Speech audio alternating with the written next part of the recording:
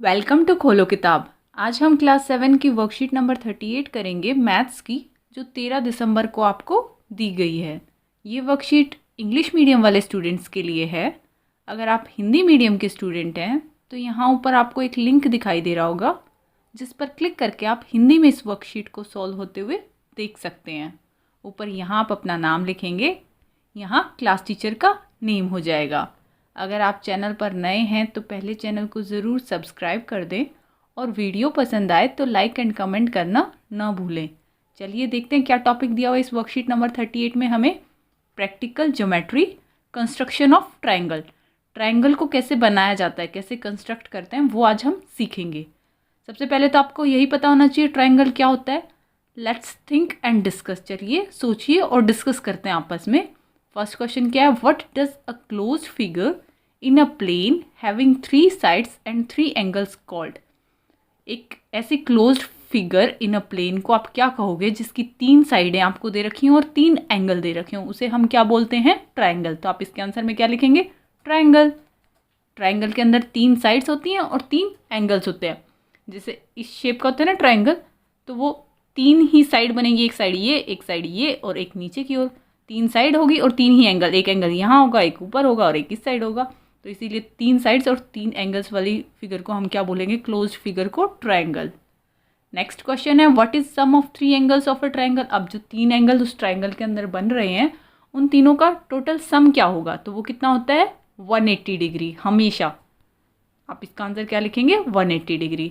अब next question है, classify triangles on basis of sides and angles. आपको एक बार तो ट्राइंगल्स बताने कितनी तरह के होते हैं उनकी साइड्स के बेसिस पर, और एक बार बताना है उनके एंगल्स के बेसिस पर। साइड के बेसिस पर कैसे क्लासीफाई करोगे, कैसे डिवाइड करोगे कि या तो आपकी तीनों साइड बराबर हैं, या आपकी 2 साइड बराबर है, या आपकी एक भी साइड बराबर नहीं है। वो तो क्लासिफिकेशन किस बेसिस पर हो गया, साइड के बेसिस पर। और ऐसे ही हम एंगल के बेसिस पर भी ट्रायंगल को क्लासीफाई करते हैं कि एंगल, जो आपके तीनों एंगल हैं वो 90 डिग्री से कम के बन रहे हैं, ज़्यादा के बन रहे हैं, या उनमें से कोई एक 90 डिग्री का दिया हुआ है, तो उनकी नेमिंग क्या होती है, क्या क्या बोलते हैं उन्हें, ये देखो यहाँ आपको बताया हुआ है। साइड के बेसिस पे इक्विलेटरल ट्रायंगल, आइसोसेलेस ट्रायंगल और स्केलन ट्रायंगल। ये तो आपके हो गए साइड के बेसिस पे टाइप ऑफ ट्रायंगल्स। मतलब या तो तीनों साइड आपकी इक्वल होंगी तो उसको बोलोगे इक्विलेटरल ट्रायंगल, कोई 2 साइड इक्वल होंगी तो उसको बोलोगे आइसोसेलेस ट्रायंगल, और अगर एक भी साइड इक्वल नहीं होगी तो उसको बोलोगे स्केलन ट्रायंगल। अब क्वेश्चन में तो ये भी पूछा हुआ था कि एंगल के बेसिस पे भी आपको टाइप ऑफ ट्रायंगल्स बताने हैं। तो एंगल के बेसिस पे क्या क्या है, एक्यूट ट्रायंगल, राइट ट्रायंगल और ऑब्ट्यूज ट्रायंगल। एक्यूट ट्रायंगल क्या होगा, which has triangles angles less than 90 degree. इसके जो ये एंगल्स यहाँ होंगे ये सारे 90 डिग्री से कम के होंगे। टोटल 180 ही बनेगा, लेकिन एंगल्स कोई भी 90 डिग्री से ज़्यादा का नहीं होगा। राइट एंगल में क्या होगा, एक एंगल आपको 90 डिग्री का दिया होगा, और ऑब्ट्यूज ट्रायंगल के अंदर एक एंगल 90 डिग्री से ज़्यादा का होगा। ये आपके टाइप्स ऑफ ट्रायंगल हो गए on basis of side and on basis of angle. Next आगे देख लेते हैं। Here we shall learn how to construct a triangle with the given measurements। अब ये तो हमने पिछला रिवीजन किया, अब हम क्या सीखेंगे कि आपको एक ट्रायंगल कैसे बनाना है अगर आपको उनकी लंबाई दे रखी हो कि ये साइड आपको इतनी लंबी बनानी है, ये इतनी लंबी बनानी है, वो चीज़। We must remember that a triangle has 6 components. हमें क्या चीज़ याद रखनी है कि एक ट्रायंगल के अंदर 6 कंपोनेंट्स होते हैं। 3 तो उसकी साइड्स होती हैं और 3 उसके एंगल्स, इसीलिए टोटल बोल रहा है 6 कंपोनेंट्स होते हैं। और कोई भी अगर आपको ट्रायंगल बनाना हो तो आप किन बेसिस पे बनाओगे, कोई भी 3 इंडिपेंडेंट कंपोनेंट्स ले लो, उससे आप एक ट्रायंगल बना सकते हो। जैसे आपको कोई 3 साइड दे रखी होंगी तो आप ट्रायंगल बना सकते हो।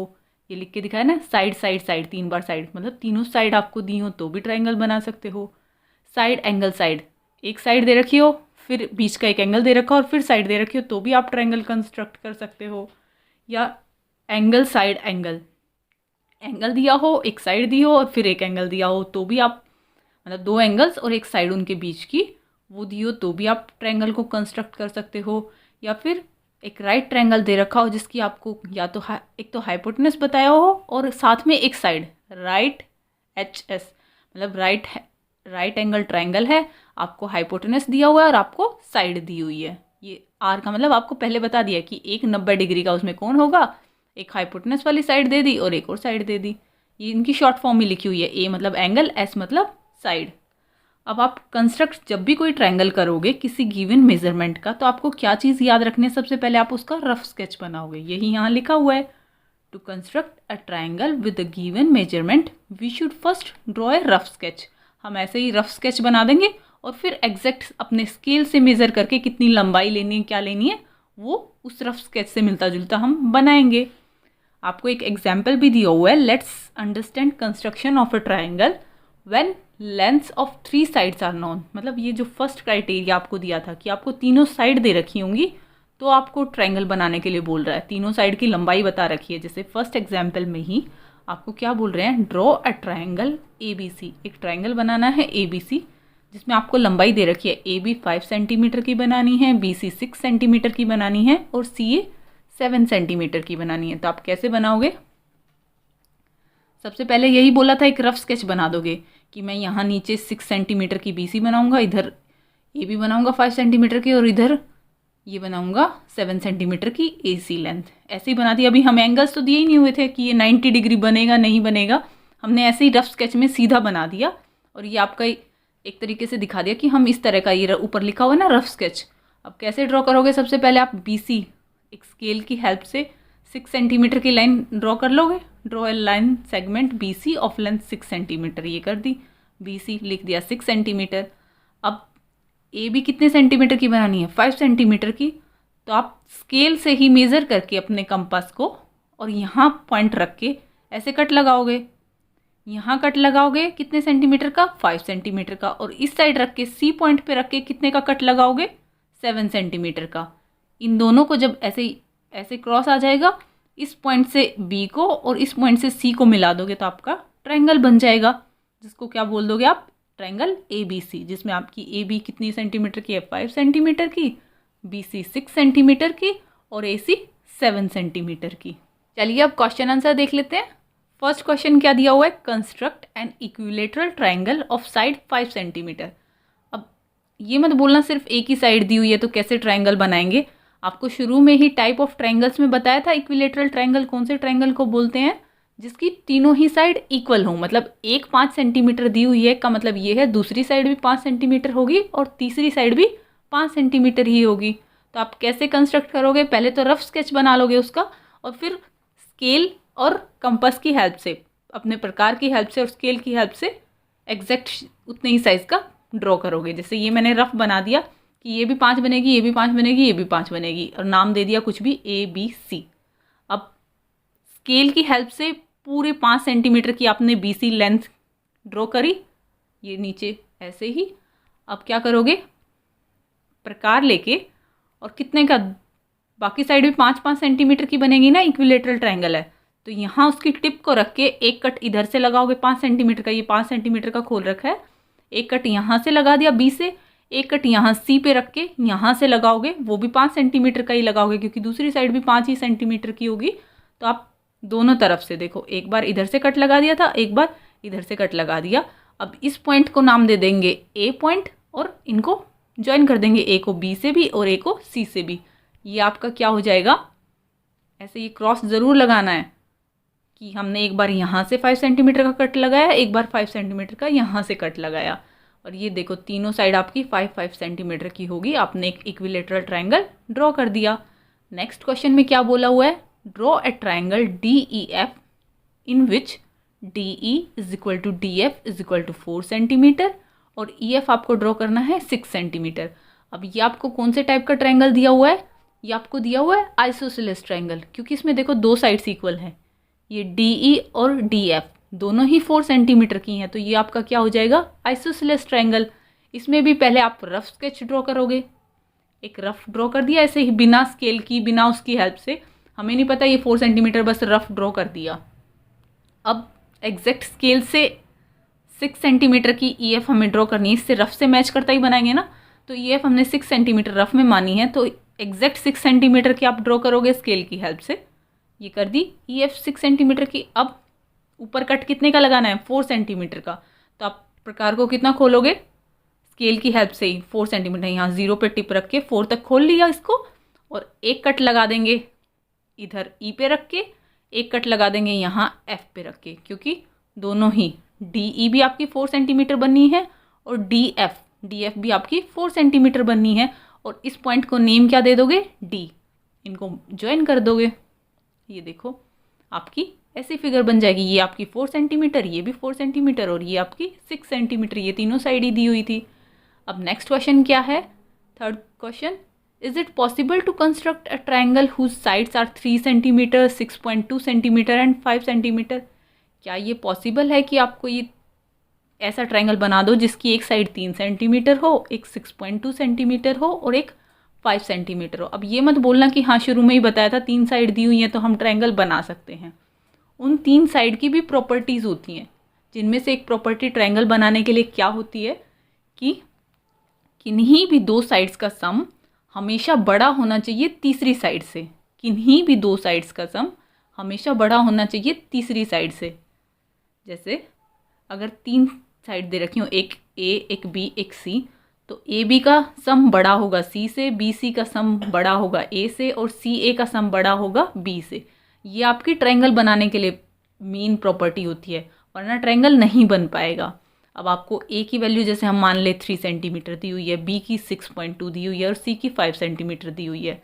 ये हमने मान लिया। हम इस कंडीशन में रख के देखेंगे ए प्लस बी, ए और बी कितना होगा 3 + 6.2 कितना हो गया 9.2। 9.2 आपका बड़ा है ना किससे, सी से, सी 5 से।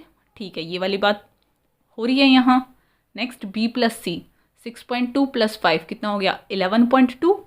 11.2 आपका बड़ा है ए से, हाँ 3 से बड़ा है, ये भी ठीक है। नेक्स्ट सी प्लस ए, 5 और 3 8, 8 भी आपका बड़ा है किससे, बी, बी कितना है 6.2, 8 भी बड़ा है। मतलब तीनों कंडीशन सही हैं, हाँ हम ये ट्रायंगल बना सकते हैं। हम इसी बात से कह सकते थे कि हाँ हम ये ट्रायंगल बना सकते हैं, पर ये हमने रफ स्केच और ड्रॉ भी करके देख लिया, हाँ ये बन रहा था। 6.2 सेंटीमीटर का नीचे ड्रॉ किया, यहाँ से 3 सेंटीमीटर का कट लगाया, यहाँ टिप रख के यहाँ से 5 सेंटीमीटर का कट लगाया, इनको ज्वाइन कर दिया और ये ट्रायंगल आपका बन रहा था। ये हमने चेक भी करके देख लिया, वरना सिर्फ आप ये लिख देते तो भी आपका आंसर सही होता। अब क्या लिखना है इसके आंसर में आपको, yes it is possible to construct the triangle. हमने ये कंडीशन देखी, हाँ सारी कंडीशन ये लग रही है तो हम बना सकते हैं, और हमने बना के भी दिखा दिया। आप चाहो तो बना के दिखा दो, वरना सिर्फ ये लिख के और डायरेक्ट लिख दो कि हाँ हम बना सकते हैं। अब नेक्स्ट क्वेश्चन में क्या दिया हुआ है, draw a triangle P Q R. आपको एक ट्रायंगल बनाना है पी क्यू आर, जिसमें पी क्यू की लंबाई आपको 5 सेंटीमीटर रखनी है, Q R 3 centimetre, R P 8 centimetre. Is the construction of the triangle possible. क्या ट्रायंगल की कंस्ट्रक्शन पॉसिबल है। अब इसमें तो ड्रॉ करके भी दिखाना है और फिर बताना है कि ऐसा बन पा रहा है या नहीं बन पा रहा है।